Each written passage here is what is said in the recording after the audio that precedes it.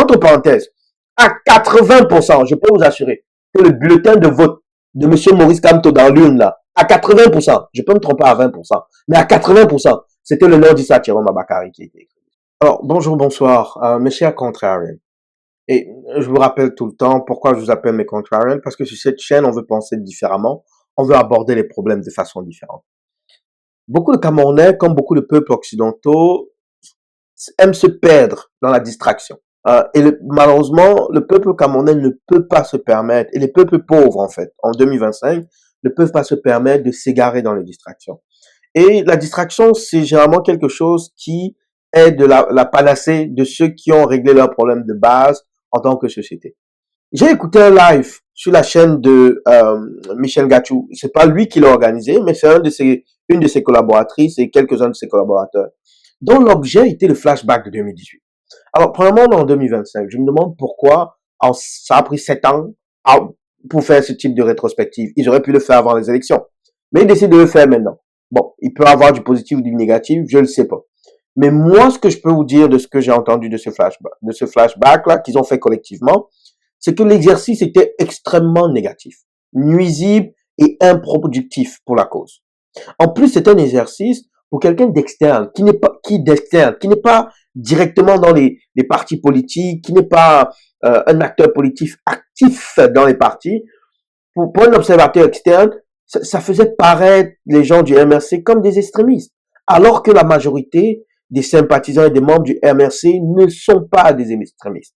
Parce que vu la question qui avait été posée, ça se demandait, est-ce que le MRC est un parti irréprochable? Mais juste la question en elle-même est déjà problématique.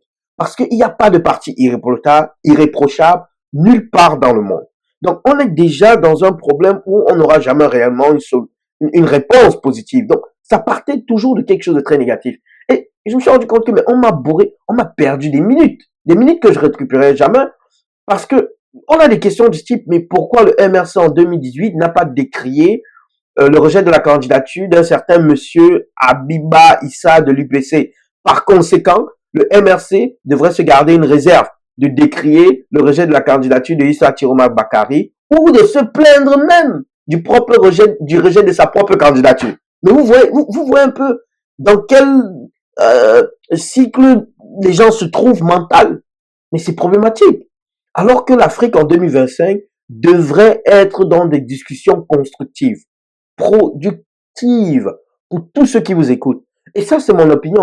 C'est une remarque que je donne à tous ces lives, à tous ces groupes. Faites des lives productifs qui permettent aux gens de sortir de là, même s'ils sont pas d'accord avec vous, que ce soit avec des stratégies qui fassent évoluer leurs pensées. C'est important.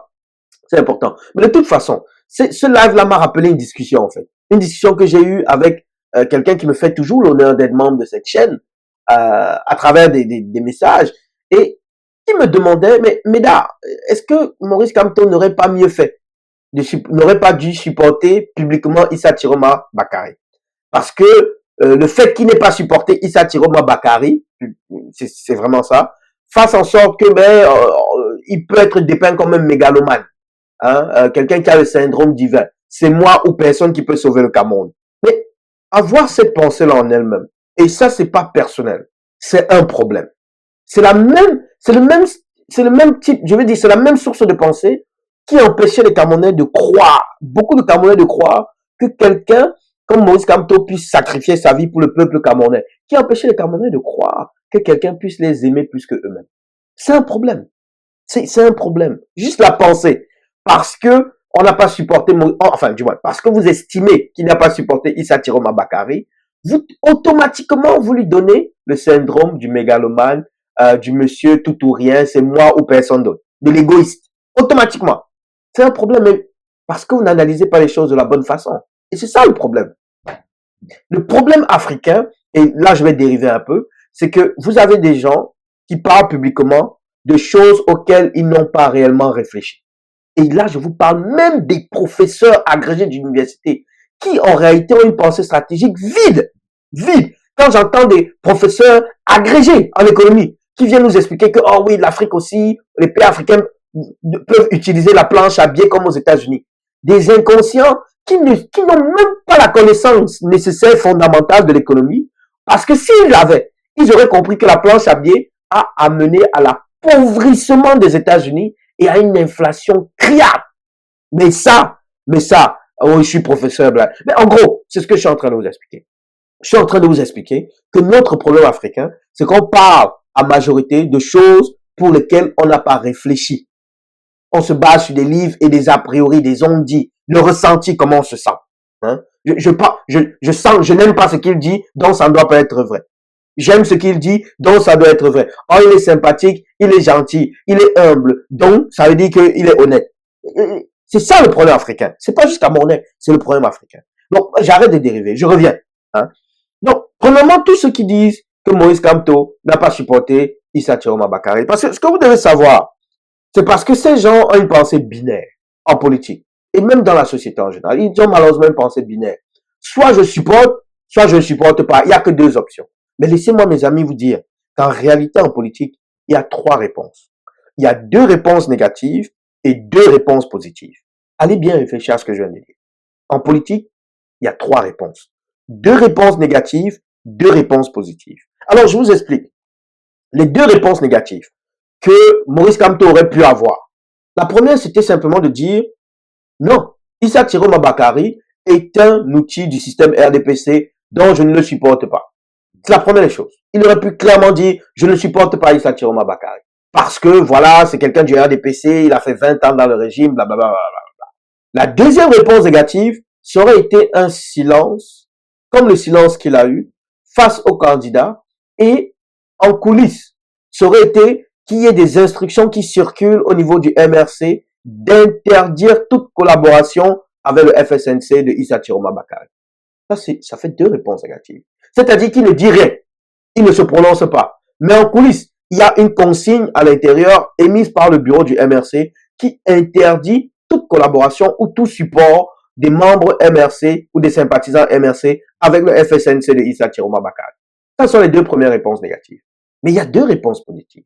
La première, évidemment, c'est de dire, moi, je supporte Issa Chiroma Bakary, je pense que c'est le candidat du peuple et on doit tous se supporter, s'unir derrière lui pour gagner.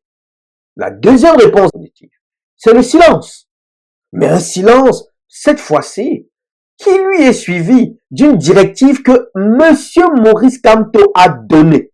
C'est-à-dire de donner la liberté aux gens du MRC et au peuple camerounais de décider de choisir Issa Chiroma Bakary s'ils le veulent. C'est-à-dire de permettre à l'exécutif, certains membres exécutifs du MRC, d'aller travailler pour Issa Chiroma Bakary s'ils le veulent. C'est-à-dire de permettre à certains sympathisants forts du MRC, comme les Aristide Momo, d'aller travailler pour Issa Chiroma Bakary s'ils le veulent, sans aucune critique, sans aucun rejet de l'exécutif du MRC.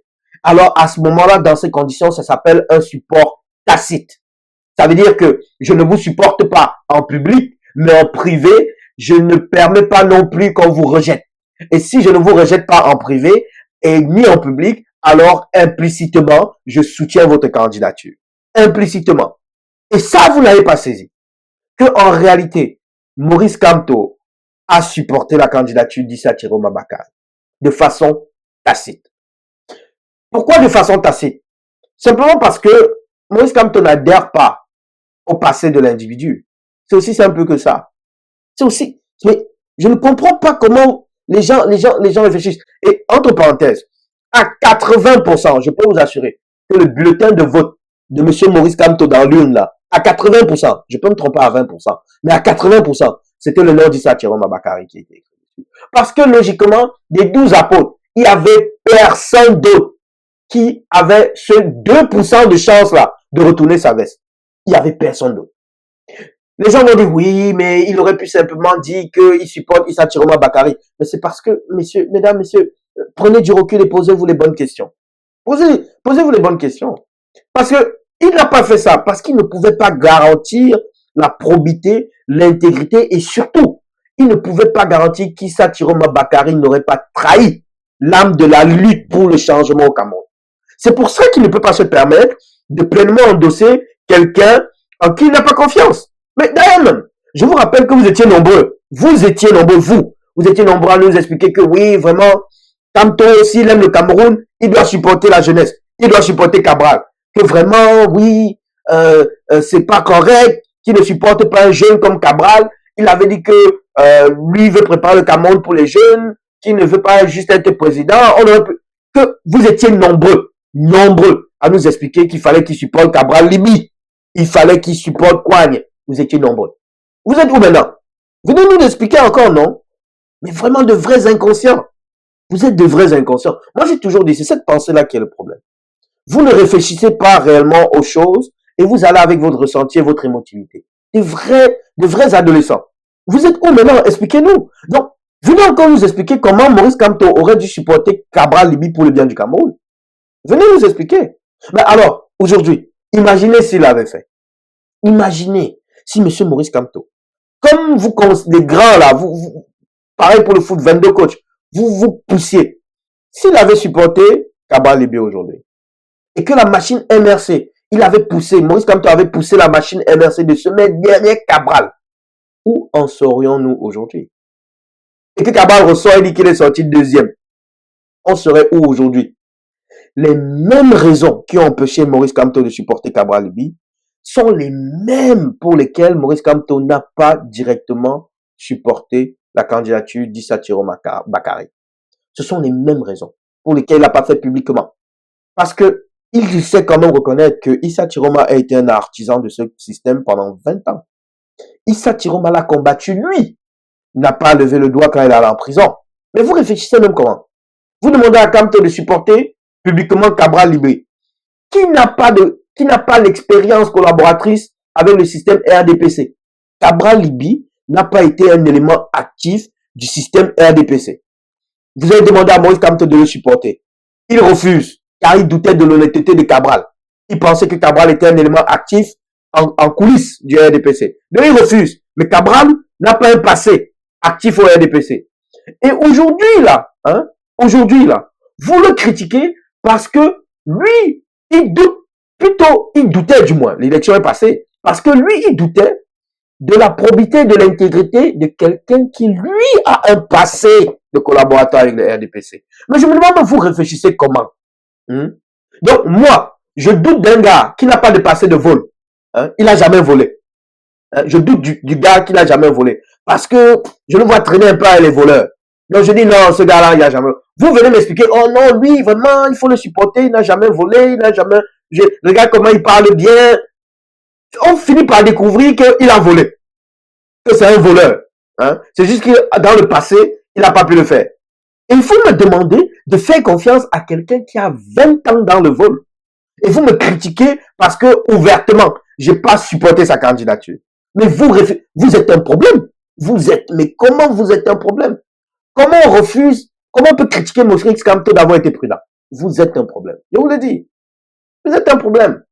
Mais, et vous demandez ça. Vous êtes surpris qu'il soit prudent face à Issa Thiro Bakary qui estimait que Paul Biya était l'envoyé de Dieu, qui n'a pas défendu les martyrs du RMRC. Cameroun, souvent quand je vous entends, je vous ai dit, sur cette chaîne, je vais vous dire les choses crûment. Je vais vous dire les vérités telles qu'elles sont. Et je vous le dis toujours, lorsqu'on se pose les mauvaises questions, on obtient les mauvaises réponses. Mais quand on vous parle, vous dites toujours que vous maîtrisez, que non, nous sommes arrogants. On vous dit les choses. Au lieu d'aller au-delà du sentiment négatif d'avoir fauté. Et de simplement prendre ce qu'on vous dit et vous dire, ben, on va écouter peut-être la prochaine fois et considérer ce que vous dites et faire notre propre réflexion, notre propre recherche. Non. Vous êtes seulement dans l'insulte. C'est pas grave. N'est-ce pas, vous maîtrisez? Ok. Avançons seulement. Chacun apprendra à son rythme.